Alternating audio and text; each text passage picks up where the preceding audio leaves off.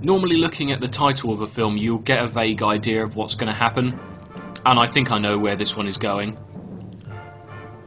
Also, I want to point out before we begin, the credits are printed on rolls of paper.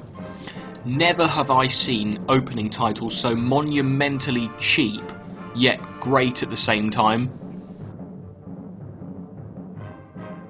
So, three guys, Bill, Mac and Jeff, are in a plane. And it's got a setup kinda like Plan 9. It's even got one of the same bloody character names. Nah, I can't even scare off a news broadcast. Where do you think we are? Search me.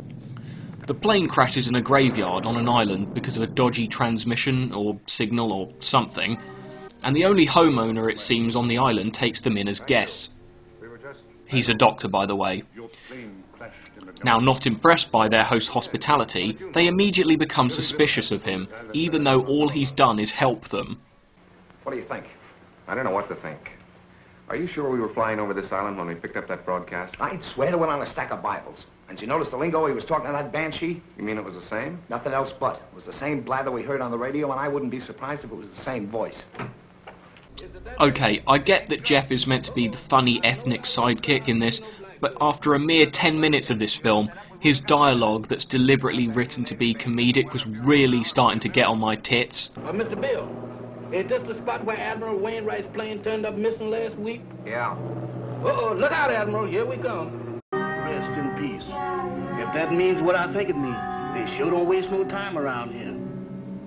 Mumba will show you the way. Mamba? And Jeff is made to stay with the servants. Mumba.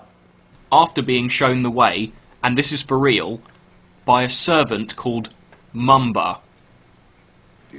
Mumba. Seriously? Why didn't you just call him Majuju or Mowgli? Mumba. We have guests. Prepare the library. Have these gentlemen's bags brought in. Wait, hang on.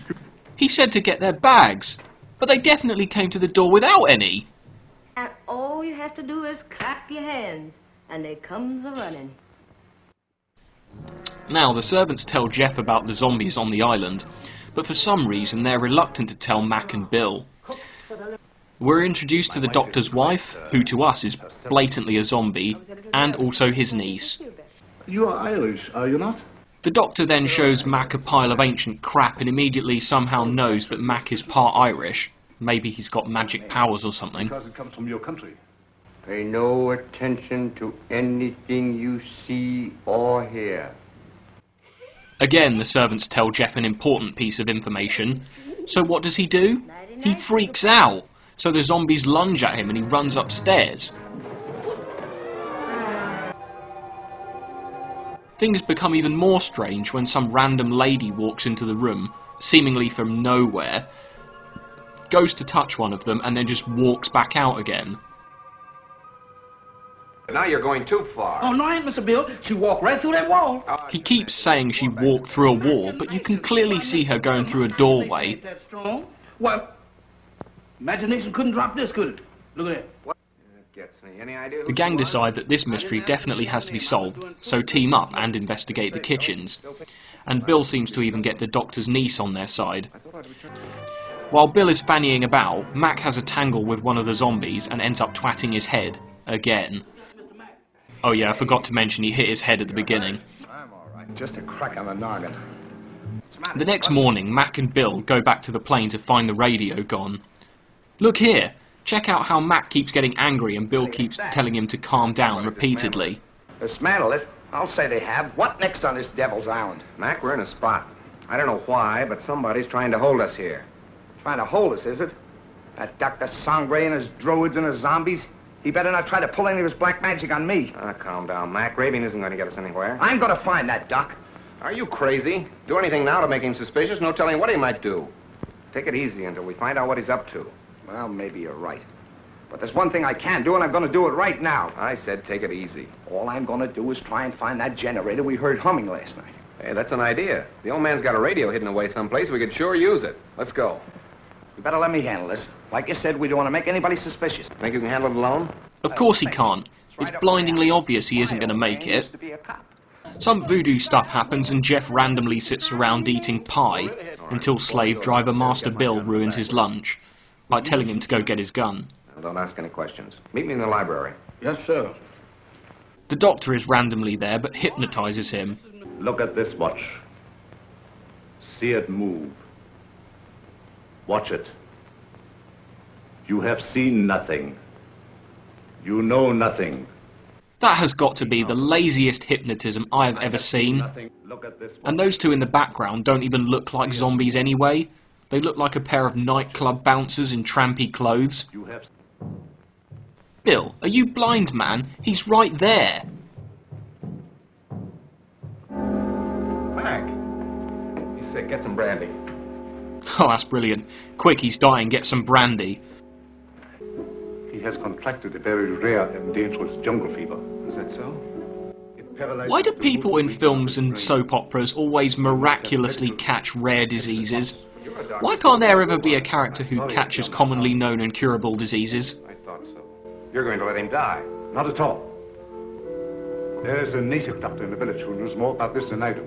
We'll send for him at once. I'm sorry. There's nothing I can do. Nothing. Are you sure? Positive. This man has been dead since morning. Wait, if he's been dead since morning, why is he still walking around? Oh, zombie, right, yeah. And Bill doesn't really seem in the slightest bit cut up about I'm him. profoundly sorry about the death of your friend, Mr. Summers. What has to be, I suppose. And nor is Jeff. Bury him? Is Mr. Mac dead? My goodness. Who was a zombie, but then he becomes normal again through the power of moaning about food. My mind. Maybe he was meant to be a food critic. Take it easy there, woman. I ain't no heroin. Now eat. Jeff and Bill reunite and team up to take on the Doctor and his voodoo crazies. What the hell is he wearing on his head? Looks like some failed bucket made of paper mache. And in the end, the power of "I'm your friend, don't do it" wins the day. And Zombie Mac turns on the Doctor, who backs away and does the classic bad guy falling down a pit maneuver. So how's your friend? Well, those bullets didn't help him any. He'll need a little patching up when that Coast Guard cutter gets here. But he says he's raring to go again. Turns out Mac wasn't dead after all. The Scooby Gang talk rubbish, and guessing the obvious, Jeff gets a stupid joke to finish off the film. You and me both. If there's one thing that I wouldn't want to be twice, zombies is both of them.